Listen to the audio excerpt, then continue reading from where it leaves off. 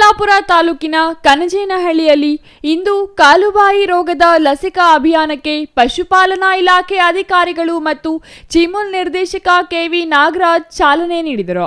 ಕಾಲುಬಾಯಿ ರೋಗ ಮಾರಕ ಕಾಯಿಲೆಯಾಗಿದ್ದು ಅದು ಹಸುಗಳಿಗೆ ಬರುವುದರಿಂದ ಹಸುಗಳು ಸಾಯುವ ಆತಂಕವಿದೆ. ಹಾಗಾಗಿ ಕೇಂದ್ರ ಸರ್ಕಾರದಿಂದ ಆರಂಭಿಸಿರುವ ಈ ಕಾಲುಬಾಯಿ ರೋಗದ ಲಸಿಕೆ ಹಾಕಿಸುವಂತೆ ಚಿಮುಲ್ ನಿರ್ದೇಶಕ ಕೆವಿ ನಾಗರಾಜ್ ಮನವಿ ಮಾಡಿದರು. ಕಣಜೇನಹಳ್ಳಿಯಲ್ಲಿ ಲಸಿಕಾ ಅಭಿಯಾನಕ್ಕೆ ಚಾಲನೆ ನೀಡಿ ಮಾತನಾಡಿದ ಅವರು, ಹಾಲು ಒಕ್ಕೂಟಗಳು ಮತ್ತು ಪಶುಪಾಲನಾ ಇಲಾಖೆಗಳ ಸಹಯೋಗದಲ್ಲಿ 9ನೇ ಸುತ್ತಿನ ಕಾಲುಬಾಯಿ ಜ್ವರ ಲಸಿಕಾ ಕಾರ್ಯಕ್ರಮ ಹಮ್ಮಿಕೊಳ್ಳಲಾಗಿದೆ. ಕಾಮಧೇನುವಾದ ಹಸುಗಳಿಗೆ ಯಾವುದೇ ಕಾಯಿಲೆ ಬಾರದಂತೆ ಲಸಿಕೆ ಹಾಕಲಾಗುತ್ತಿದೆ. ದೊಡ್ಡ ರೋಗದಿಂದ ಈ ಹಿಂದೆ ಅನೇಕ ರಾಸುಗಳು ಸಾವನ್ನಪ್ಪುತ್ತಿದ್ದವು. ಆದರೆ ಇದೀಗ ದೊಡ್ಡ ರೋಗ ಸಂಪೂರ್ಣ ನಿರ್ಮೂಲನೆಯಾಗಿದೆ. ಅದೇ ಮಾದರಿಯಲ್ಲಿ ಕಾಲುಬಾಯಿ ರೋಗ ನಿರ್ಮೂಲನೆಯಾಗಲು ಲಸಿಕೆಯನ್ನು ತಪ್ಪದೇ ಹಾಕಿಸುವಂತೆ ಮತ್ತು ಲಸಿಕೆ ಹಾಕುವುದರಿಂದ ಹಾಲು ಕಡಿಮೆಯಾಗುವುದಿಲ್ಲ.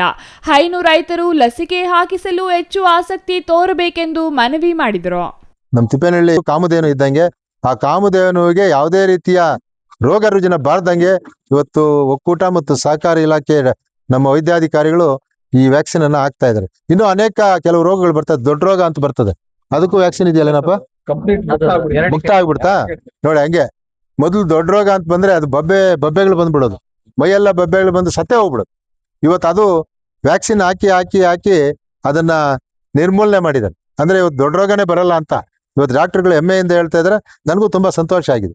ಅದೇ ರೀತಿ ಕಾಲುಬಾಯಿ ಜ್ವರ ಕೂಡ ನಾವು ಬರ್ದಂಗ್ ಮಾಡ್ಕೋಬೇಕು.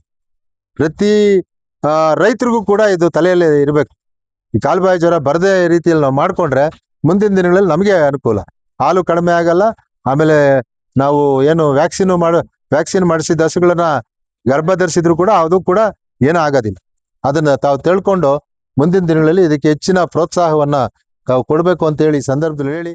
ಚಿಕ್ಕಬಳ್ಳಾಪುರ ತಾಲೂಕಿನಲ್ಲಿ ಒಟ್ಟು 28,500 ರಾಸುಗಳಿಗೂ ಲಸಿಕೆ ಹಾಕುವ ಅಭಿಯಾನ ನಡೆಸಲಾಗುತ್ತಿದೆ. ಇದರಲ್ಲಿ 25,000 ಹಸುಗಳು ಮತ್ತು 30,500 ಎಮ್ಮೆಗಳು ಸೇರಿವೆ. ಅದೇ ರೀತಿಯಲ್ಲಿ ಜಿಲ್ಲೆಯಲ್ಲಿ 1.8 ಲಕ್ಷ ರಾಸುಗಳಿದ್ದು ಎಲ್ಲಾ ರಾಸುಗಳಿಗೆ ಲಸಿಕೆ ಹಾಕುವ ಗುರಿ ಹೊಂದಲಾಗಿದೆ. ಹೈನು ರೈತರು ಲಸಿಕೆ ಹಾಕಲು ಪಶುಪಾಲನಾ ಇಲಾಖೆ ಅಧಿಕಾರಿಗಳು ಮನೆ ಬಾಗಿಲಿಗೆ ಬಂದಾಗ ಸಹಕರಿಸುವಂತೆ ಪಶುಪಾಲನಾ ಇಲಾಖೆ ಅಧಿಕಾರಿಗಳು ಮನವಿ ಮಾಡಿದರು. News bureau, CTV news, Chikkaballapur.